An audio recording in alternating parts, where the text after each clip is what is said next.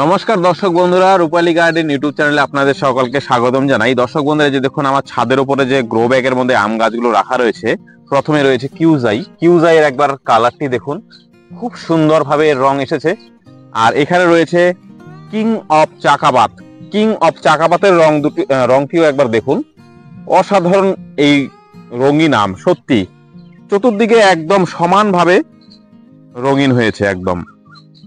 পিছনে রয়েছে এখানে বাড়ি ফোর, এই যে দেখুন, এটি পাকলে পরে শুধুমাত্র হলুদ কালার আসবে, তার আগে এর গায়ের রং সবুজই থাকবে।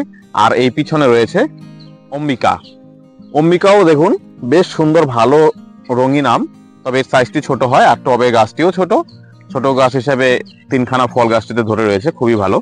তো এই সময় কিন্তু আমাদের আম গাছে প্রুনিং করতে হয়, যেহেতু এই আম গাছগুলোতে ফল রয়েছে, এখন তো আমরা প্রুনিং এগুলোতে করতে পারবো না। যে আম গাছগুলোতে এবার ফলন আসেনি সেই আম গাছগুলোতে কিছুটা প্রুনিং করে দিতে হবে, কারণ গাছের কাণ্ড যত মোটা হবে আমের ফলন পরবর্তী বছরে তত আরো বেশি হবে। হ্যাঁ, তো এই যে দেখুন দর্শক বন্ধুরা, এই যে গাছটিতে এবার ফলন আসেনি, তো এই গাছটির ডালপালাগুলো যাতে আরো মজবুত শক্ত হয়, গোড়ালিটা যাতে আরো মোটা হয়, এর জন্য কিন্তু আমাদের প্রুনিং করে দিতে হবে। এই যে দেখুন, এই এত উপরের দিকে যে ব্রাঞ্চ গুলো ছেড়ে দিয়েছে, আমার আরো উচিত ছিল আরো কিছুদিন আগেই এই গাছটিকে প্রুনিং করে দেওয়ার। তো আমরা এখান থেকে এই গাছটিকে প্রুনিং করে দেব, তাহলে গাছটির ডালপালা যেরকম মোটা হবে, গাছটিও কিন্তু আরো বেশি ঝাঁকড়া হবে। এই দেখুন, প্রত্যেকটি এই ডালটির এখান থেকে প্রুনিং করলেও হতো, তবে এখান থেকে প্রুনিং করলে আরো বেশি মজবুত হবে। তো আমরা এখান থেকে প্রুনিং করব। এই যে যেখান থেকে কাটলাম তার এই যে গোড়ালি এই অংশগুলো থেকে এখন নতুন কুশি বের হবে। এই দেখুন দর্শক বন্ধুরা, এই গাছটি সম্পূর্ণ ছাঁটাই হয়ে গেল।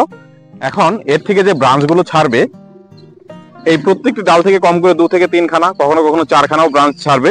আর এই যে সময় পেল, এই যে এই ব্রাঞ্চগুলো, গোড়ালির দিকে যে ব্রাঞ্চগুলো, এই ব্রাঞ্চগুলো কিন্তু এখন খাবার গ্রহণ করে অনেকটা মোটা হবে।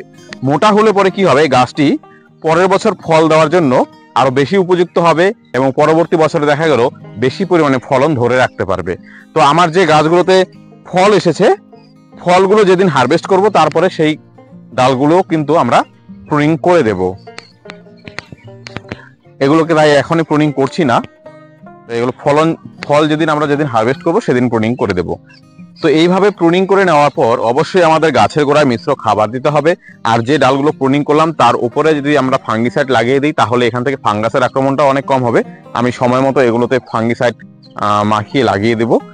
গাছের গোড়ায় মিশ্র খাবার বলতে পুরনো গোবর সার, বেশি পরিমাণে দেওয়ার দরকার নেই, টবের গাছ যেহেতু মোটামুটি অল্প পরিমাণে 1/2 কিলো পরিমাণে দিলেই হবে, সাথে একটু ডিএপি সার দিতে পারবেন, আর এই দুটো সার দিলেই চলে যাবে।